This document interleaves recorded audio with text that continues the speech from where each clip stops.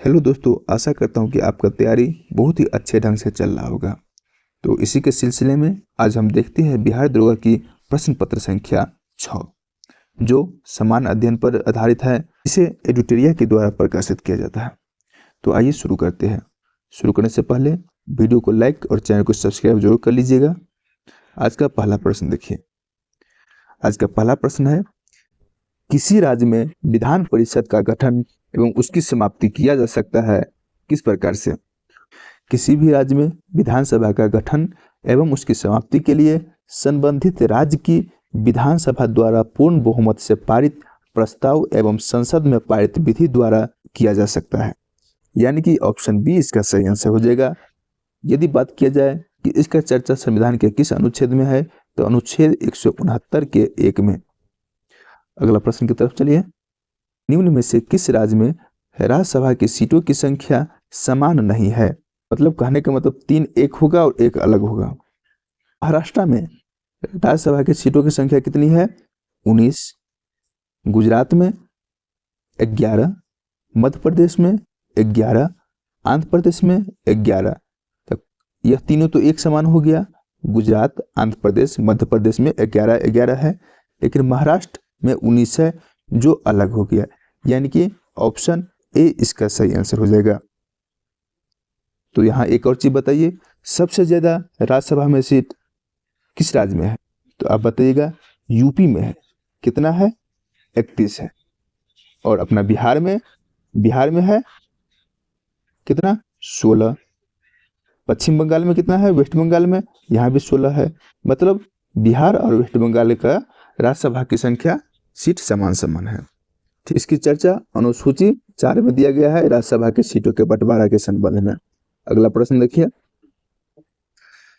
3 number प्रश्न है, संसदीय प्रणाली में लेम डक सत्र से क्या तात्पर्य है? लेम डक सत्र क्या होता है? तो इसका सही आंसर ऑप्शन डी हो जाएगा। नई लोकसभा गठन के पूर्व एवं वर्तमान लोकसभा के अंतिम सत्र से है। यानी कि वर्तमान लोकसभा के वे सदस्य जो नई लोकसभा हेतु निर्वाचित नहीं हो पाते हैं, उसे ही लेम डक कहते हैं। इसका सही आंसर ऑप्शन डी हो गया। अगला प्रश्न की तरफ चलिए। बिहार पंचायती राज अधिनियम 2006 के अंतर्गत 2 ग्राम सभा की बैठकों के बीच अधिकतम अवधि का अंतर कितना होना चाहिए? तो इसका सही आंसर ऑप्शन बी हो जाएगा, 3 माह का। पंचायती राज का चर्चा किस अनुसूची में है? तो अनुसूची 11 में है। कौन से अनुच्छेद में है? अनुच्छेद 243 में है और भाग 9 में है। इसे 73वें संविधान संशोधन द्वारा 1992 में इसको जोड़ा गया है। ठीक। और इसका जनक कौन है? बलवंत राय मेहता। और आप लोग यह भी बताइए, राष्ट्रीय पंचायत दिवस कब मनाया जाता है? तो राष्ट्रीय पंचायत दिवस 24 अप्रैल को मनाया जाता है। अगला प्रश्न देखिए। 5 नंबर प्रश्न है, किस अधिनियम के अंतर्गत केंद्रीय बजट को राज्य बजट से अलग किया गया है? इसका सही आंसर ऑप्शन सी हो जाएगा, भारत शासन अधिनियम 1919। इसी अधिनियम के तहत केंद्र में द्विसदनात्मक विधायिका की स्थापना हुआ था और इसी अधिनियम के तहत प्रांतों में द्वैध शासन प्रणाली भी लागू किया गया। अगला प्रश्न देखिए। भारतीय संविधान में तदर्थ न्यायाधीशों की नियुक्ति का प्रावधान कहाँ है? इसका सही आंसर ऑप्शन ए हो जाएगा, सर्वोच्च न्यायालय में, यानी कि सुप्रीम कोर्ट में। अगला प्रश्न देखिए। संविधान के किस अनुच्छेद के तहत संसद द्वारा किसी राज्य को अनुदान उपलब्ध कराया जाता है? किसी राज्य को अनुदान उपलब्ध कराते हैं किस अनुच्छेद के तहत? तो इसका सही आंसर ऑप्शन बी हो जाएगा, अनुच्छेद 275 के तहत संसद द्वारा किसी भी राज्य को अनुदान उपलब्ध कराया जाता है और यह अनुदान संचित निधि से दिया जाता है। किस निधि से? संचित निधि से। अगला प्रश्न, निम्न में से कौन सा संविधान संशोधन अधिनियम वस्तु एवं सेवा कर से संबंधित है? यानी कि जीएसटी से संबंधित क्या है? कौन सा संविधान संशोधन है जीएसटी से संबंधित? तो यह 101वीं संविधान संशोधन 2016 और इसको 1 जुलाई 2017 से संपूर्ण भारत में लागू किया गया। कब से? 1 जुलाई 2017 से। कौन से संविधान संशोधन के तहत? 101वीं संविधान संशोधन अधिनियम 2016 के तहत जीएसटी को लागू किया गया। अगला प्रश्न, विधि का शासन संबंधित प्रावधानों को किस देश के संविधान से लिया गया है? तो इसका सही आंसर ऑप्शन ए हो जाएगा, ब्रिटेन। यहां याद रखिएगा विधि का शासन है और यही पे पूछा जाता विधि द्वारा स्थापित प्रक्रिया, तो यह जापान हो जाता। ठीक। अमेरिका से क्या लिया गया है? तो मूल अधिकार लिया गया है। यदि बात की जाए मौलिक कर्तव्य का, तो यह रूस से लिया गया है। कनाडा से संघीय पद्धति लिया गया है। अगला प्रश्न देखिए, दिए गए विकल्पों में कौन सी भाषा 8वीं अनुसूची में शामिल नहीं है? 8वीं अनुसूची में कौन भाषा नहीं है? सिंधी, यह तो है। नेपाली, यह भी है। मराठी, यह भी है। यानी कि ऑप्शन डी इसका सही आंसर हो जाएगा। 8वीं अनुसूची में कितने भाषा है? टोटल 22 भाषा है। जो मूल संविधान में कितना था? तो मूल संविधान में मात्र 14 भाषा था, जिसे याद रखिएगा 21वां संविधान संशोधन 1967 में सिंधी को जोड़ा गया। किसको? सिंधी को। और 71वां संविधान संशोधन 1992 में मकान को जोड़ा गया। किसको? मौ का न। यह ट्रिक है। मौ से मणिपुर, को से कोकनी और नेपाली। 71वां संविधान संशोधन में मणिपुर, कोकनी और नेपाली को जोड़ा गया। और 92वां संविधान संशोधन 2003 के तहत बोडमास को जोड़ा गया। BDMS, बोडमास मतलब बोडो, डोगरी, मैथिली, संस्थाली। तो इस सभी को मिलाकर टोटल 22 भाषाओं का प्रावधान 8वीं अनुसूची में है। अगला प्रश्न देखिए, विश्व जल संरक्षण दिवस प्रतिवर्ष कब मनाया जाता है? विश्व जल संरक्षण दिवस, जल संरक्षण दिवस प्रतिवर्ष 22 मार्च को मनाया जाता है। और इसके प्लस एक महीना बाद 22 अप्रैल को क्या मनाया जाता है? पृथ्वी दिवस। 22 मार्च को विश्व जल संरक्षण दिवस और 22 अप्रैल को पृथ्वी दिवस मनाया जाता है। 5 जून को विश्व पर्यावरण दिवस, 11 जुलाई को विश्व जनसंख्या दिवस, 24 अप्रैल को राष्ट्रीय पंचायती राज दिवस मनाते हैं। यानी कि इसका सही आंसर ऑप्शन ए हो गया।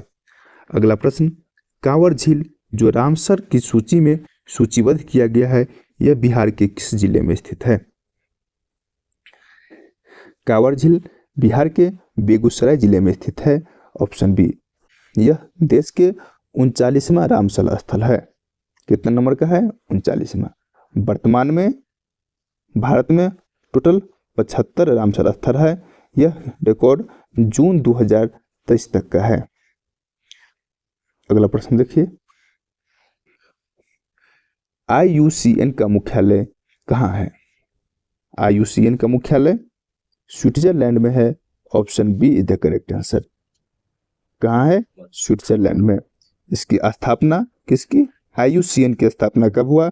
1948 ईस्वी में। अगला प्रश्न देखिए, किस बायोम में सबसे कम तापांतरण पाया जाता है? कौन सी बायोम में? सदाबहार वन बायोम में। Option D. क्यों? क्योंकि यह विषुवत रेखा के बहुत समीप है। इसी कारण यहाँ प्रचुर मात्रा में वर्षा होती रहती है, इसलिए वहां का तापांतरण बहुत कम होता है। अगला प्रश्न, भारत के अधिकांश वन्य जीव संरक्षण क्षेत्र घिरे हुए हैं किससे? भारत में जनसंख्या ज्यादा होने के कारण सभी वन्य जीव संरक्षण मानव द्वारा घिरा हुआ है। यानी कि ऑप्शन डी हो जाएगा, मानवीय बस्तियों से। कोई भी वन्य जीव क्षेत्र लीजिए, उसके चारों साइड कोई न कोई गांव आपको देखने को मिलेगा। अगला प्रश्न देखिए, मिष्टी योजना, मिष्टी स्कीम जो हाल ही में शुरू किया गया है, इसका संबंध किससे है? मिष्टी योजना का संबंध मैंग्रोव वन से है। किससे है? मैंग्रोव वन से। यानी कि इसका सही आंसर ऑप्शन डी हो जाएगा। अगला प्रश्न, हाल ही में आयोजित संयुक्त सैन्य अभ्यास अजय वॉरियर 2023 किन दो देशों से संबंधित है? अजय वॉरियर, इसका संबंध भारत और ब्रिटेन से है, ऑप्शन डी। अगला प्रश्न देखिए, किस राज्य ने भारत की पहली हरित ऊर्जा आधारित सौर पैनल बनाने की घोषणा की है? कौन सी राज्य ने? तो उत्तराखंड ने भारत की पहली हरित ऊर्जा आधारित सौर पैनल बनाने की घोषणा की है। अगला प्रश्न,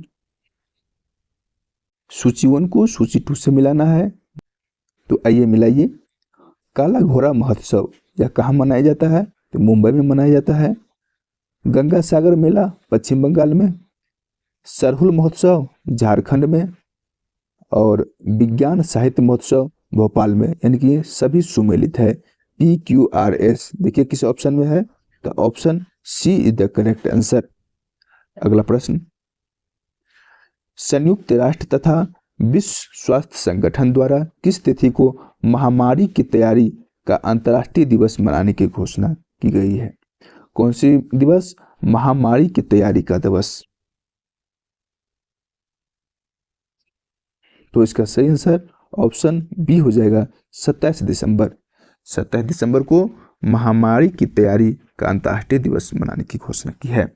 अगला प्रश्न, अक्टूबर 2022 में आए शीतरंग चक्रवात का नामकरण किस देश ने किया? कौन सी चक्रवात है? शीतरंग चक्रवात। इसका नामांकन थाईलैंड के द्वारा किया गया, ऑप्शन बी। अगला प्रश्न, 17वीं भारत वन स्थिति रिपोर्ट 2021 के अनुसार सर्वाधिक वन आवरण प्रतिशत वाला राज्य कौन सा है? यह कब का पूछ रहा है? 2021 का। इसका सही आंसर ऑप्शन ए हो जाएगा, मिजोरम। अगला प्रश्न देखिए, पार्श्व गायिका लता मंगेशकर को भारत रत्न से सम्मानित कब किया गया? लता मंगेशकर को भारत रत्न कब दिया गया? 2001 ईस्वी में, ऑप्शन बी। अगला प्रश्न, वैश्विक आतंकवाद सूचकांक 2023 में भारत का स्थान कितना है? वैश्विक आतंकवाद सूचकांक 2023 के अनुसार भारत का स्थान 13वां है। अभी भी आतंकवाद के मामले में भारत का स्थान 13 नंबर पे है। अगला प्रश्न देखिए, 32वें बिहारी पुरस्कार 2022 से किसे सम्मानित किया गया है?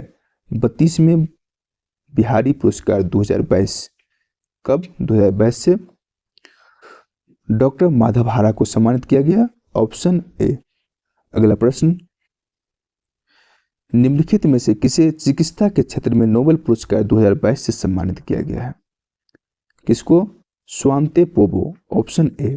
अगला प्रश्न, G7 शिखर सम्मेलन 2024 का आयोजन कहाँ किया जाएगा? VVI ग्रुप 7 शिखर सम्मेलन 2024 का आयोजन कहाँ पे? इटली में किया जाएगा, ऑप्शन डी।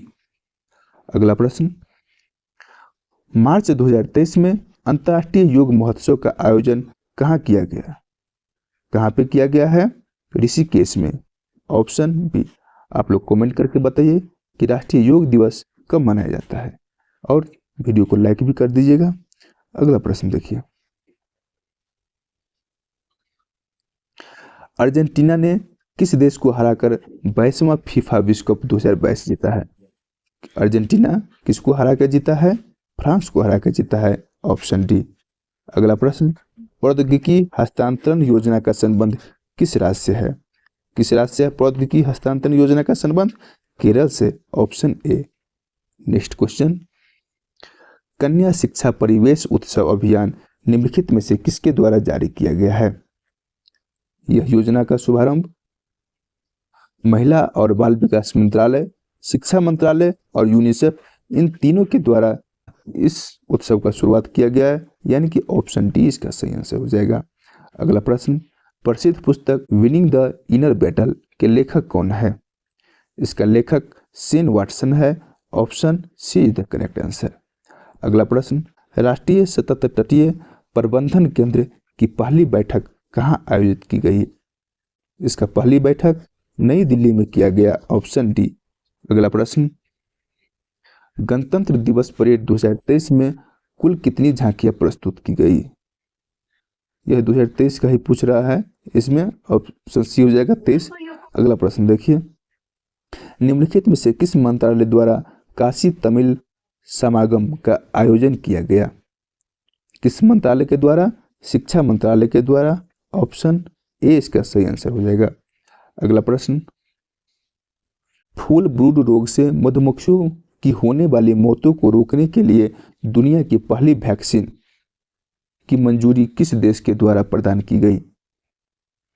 अमेरिका के द्वारा, ऑप्शन सी। अगला प्रश्न, मई 2023 में किसे विश्व के अध्यक्ष के रूप में नियुक्त किया गया है?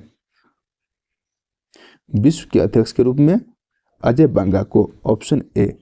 अगला प्रश्न, अक्टूबर 2022 में राष्ट्रपति ने राज्यसभा के लिए 4 सदस्यों को मनोनीत किया, निम्नलिखित में से कौन इसमें शामिल नहीं है? कौन नहीं शामिल है? वीरेंद्र हेगड़े यह शामिल है, के.वी. विजेंद्र प्रसाद यह भी शामिल है, इलैया राजा यह भी शामिल है, श्री कपिल कपूर यह शामिल नहीं है, यानी कि ऑप्शन सी। अगला प्रश्न,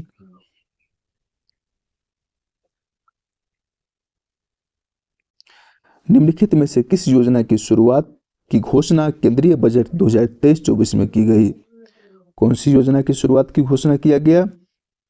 ई न्यायालय परियोजना चरण 3 इसका किया गया, प्रधानमंत्री कौशल विकास योजना 4.0 इसका भी किया गया, अमृत धरोहर स्कीम इसका भी किया गया, यानी कि इन सभी योजनाओं का शुरुआत केंद्रीय बजट 2023-24 में किया गया। अगला प्रश्न, आर्थिक समीक्षा 2022-23 के अनुसार 2023 से 2027 तक कितने पीएम श्री स्कूलों का निर्माण किया जाएगा? टोटल 14,500 स्कूलों का निर्माण किया जाएगा, ऑप्शन डी। अगला प्रश्न, निम्नलिखित में से सही विकल्प का चयन करें। कौन सा सही जोड़ा है? केलकर समिति का संबंध करों में सुधार के लिए सही, एल.के. झा समिति का संबंध प्रत्यक्ष कर से सही, सुखमय चक्रवर्ती समिति का संबंध मौद्रिक प्रणाली पर पूर्ण विचार हेतु यह भी सही, यानी कि ऑप्शन डी इनमें से सभी सही है। अगला प्रश्न देखिए, वर्तमान में राष्ट्रीय आय की गणना हेतु किस आधार वर्ष का प्रयोग किया जा रहा है? कौन से आधार वर्ष का प्रयोग अभी भी किया जा रहा है? 2011-12, ऑप्शन बी। अगला प्रश्न, भारतीय मुद्रा के प्रतीक चिन्ह रुपया को किस वर्ष अपनाया गया? किस वर्ष अपनाया गया? 2010 में, ऑप्शन बी। इस चिन्ह को किसने दिया है? उदय सिंह के द्वारा, जो एक IITian थे, इंजीनियर थे। अगला बताइए। अगला प्रश्न है, निम्नलिखित में से कौन अल्प विकसित अर्थव्यवस्था की विशेषता है? अल्प विकसित अर्थव्यवस्था की विशेषता कौन सी है? प्रति व्यक्ति निम्न आय यह है, निम्न आश्रित अनुपात यह नहीं है, पूंजी निर्माण की उच्च दर यह भी नहीं है, प्राथमिक क्षेत्र में अधिक कार्यबल यह है। मतलब 1 और 4 है, किस ऑप्शन में है? Option C is the correct answer. अगला प्रश्न, मिड डे मील योजना की शुरुआत किस पंचवर्षीय योजना के दौरान की गई? मिड डे मील की शुरुआत कब किया गया? तो 1995 में इसकी शुरुआत किया गया, जो 8वीं पंचवर्षीय योजना के अंतर्गत आता है। 8वीं पंचवर्षीय योजना का कार्यकाल 1992 से लेकर 97 तक। अगला प्रश्न देखिए, निम्नलिखित में से कौन सी कथन सही है? ऑप्शन ए है, गांधी जी ने कांग्रेस की अध्यक्षता 2 बार की थी, 2 बार नहीं। बिहार में कांग्रेस का अधिवेशन 1 बार हुआ, 1 बार नहीं। कांग्रेस की प्रथम महिला अध्यक्ष सरोजिनी नायडू थी, कांग्रेस की प्रथम महिला पूछ रहे नहीं। सबसे कम उम्र के कांग्रेस अध्यक्ष अब्दुल कलाम आजाद थे, सबसे कम अब्दुल कलाम आजाद, हाँ सही, यानी कि ऑप्शन डी इसका सही आंसर हो जाएगा। अगला प्रश्न, संत कबीर निम्न में से किसके शिष्य थे? संत कबीर रामानंद के शिष्य थे, option D is the correct answer. अगला प्रश्न, भाषाई अखबारों पर प्रतिबंध लगाने के उद्देश्य से ब्रिटिश सरकार द्वारा वर्नाकुलर प्रेस एक्ट कब लागू किया? वर्नाकुलर प्रेस एक्ट कब लागू किया गया? तो 1878 ईस्वी में, option C is the correct answer. अगला प्रश्न की तरफ चलते हैं, निम्नलिखित में से कौन भारत का प्रथम मजदूर संगठन था? भारत का प्रथम मजदूर संगठन कौन था? तो Bombay mill hand association. Bombay mill hand association Bharat का प्रथम मजदूर संगठन था, यानी कि option C is the correct answer. अगला प्रश्न, 50 नंबर प्रश्न है, किस घटना के बाद महात्मा गांधी ने असहयोग आंदोलन को अपनी हिमालय जैसी भूल बताई? ऐसा कौन सा घटना घट गया जिसके कारण असहयोग आंदोलन जो चल रहा था उसको अपनी हिमालय जैसी भूल बताई? तो यह घटना चौरी चौरा कांड से हुआ। यह कांड कब हुआ था? तो 5 फरवरी 1922 ईस्वी में चौरी चौरा की घटना हुई, जिसके कारण असहयोग आंदोलन को स्थगित कर दिया। कब स्थगित किया? तो 22 फरवरी 1922 ईस्वी को। तो इस प्रकार इसका सही आंसर ऑप्शन डी हो जाएगा, चौरी चौरा। आशा करता हूँ कि आज के क्लास को अच्छा लगा हो। चैनल को सब्सक्राइब, वीडियो को लाइक और शेयर कीजिए।